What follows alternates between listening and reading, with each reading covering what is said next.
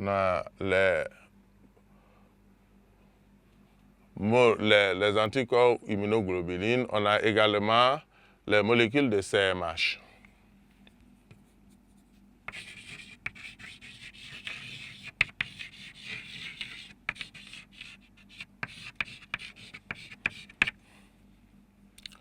Les molécules de CMH. On peut ajouter à cela les récepteurs d'antigènes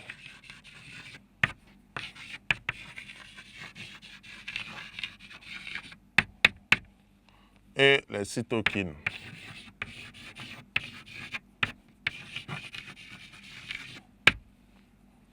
Donc, les cytokines. Donc, nous commençons bien sûr par les molécules du complément.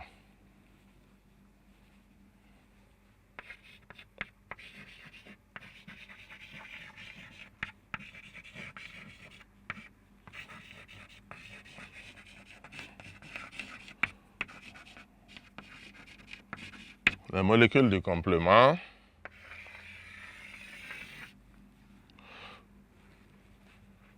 Ce sont des molécules qui jouent un rôle dans la phagocytose, dans la lutte contre les microbes, puisque c'est comme si c'est des molécules qui vont favoriser, n'est-ce pas, la neutralisation des microbes ou des corps étrangers, en ce sens que une fois que les molécules de complément donc, sont là, ça va aider les cellules, notamment phagocytaires, donc, à absorber facilement, à neutraliser facilement donc, ces agresseurs, ces microbes-là. Donc, une fois qu'il y a donc, ces molécules qui sont élaborées, puisqu'il y a également des interférons qui sont à ce niveau, qui également, quand c'est produit, ça va donc attirer, puisque c'est un rôle d'attirance au niveau chimiotactisme.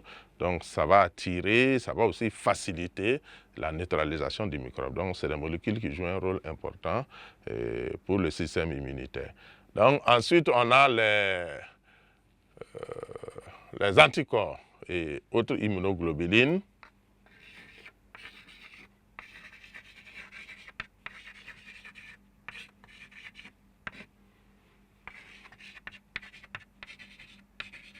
Immunoglobulines.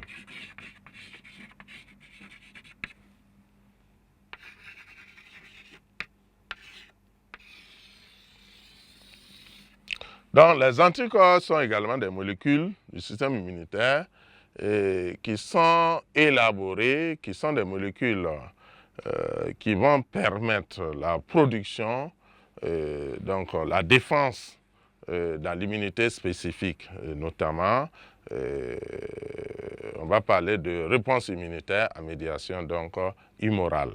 C'est-à-dire que lorsque le système immunitaire va produire un anticorps, il va donc utiliser les immunoglobulines. Donc, il y a plusieurs types d'immunoglobulines. Nous allons résumer ces immunoglobulines dans un tableau et donc pour pouvoir mieux expliquer. Mais dans tous les cas, l'anticorps est fabriqué à partir de l'immunoglobuline. L'immunoglobuline est considérée comme un anticorps n'ayant pas une spécificité, j'allais dire donc immunitaire, claire. Donc c'est assez général. Et lorsque l'immunoglobuline est transformée en anticorps, l'anticorps a une spécificité immunitaire claire et nette, précise, pointue. Voilà, donc, alors que l'immunoglobuline a une immunité donc, qui est brute. Voilà, il n'est pas brut, il peut être par exemple un anticorps qui peut être orienté contre les bactéries. Mais maintenant, comme il y a plusieurs catégories de bactéries, on peut prendre dans ça une immunoglobuline et on va tailler, donc le fabriquer pour qu'il soit efficace, par exemple, contre, je ne sais pas, les gonocoques ou autres staphylocoques, donc qui sont précis et qui va donc les combattre de façon spécifique. Puisque à partir du moment où ça devient anticorps, donc ça va être orienté contre un type d'antigène clair et net, et ce n'est que contre ce type d'antigène-là qu'il peut être efficace. Donc voici donc la différence entre immunoglobuline et anticorps. Donc l'immunoglobuline, donc c'est une molécule du système immunitaire qui a donc une